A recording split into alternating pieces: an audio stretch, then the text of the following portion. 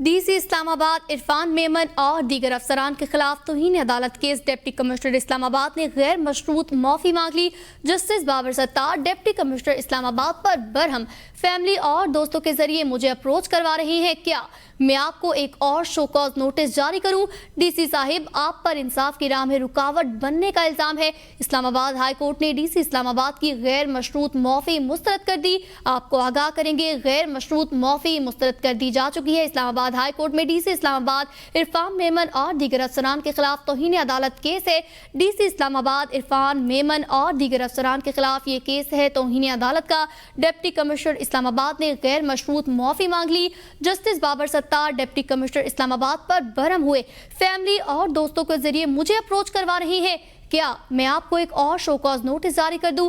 DC صاحب، آپ پر انصاف کی راہ میں رکاوٹ بننے کا الزام ہے۔ اسلام آباد ہائی کورٹ نے DC اسلام آباد کی غیر مشروط معافی مسترد کر دی ہے۔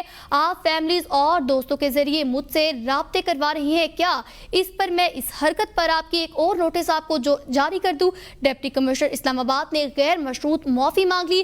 جسٹس بابر ستار ڈپٹی کمشنر اسلام آباد پر برہم ہوئے اور کہا، کیا میں آپ کو ایک اور شو کاز نوٹس جاری کر دوں؟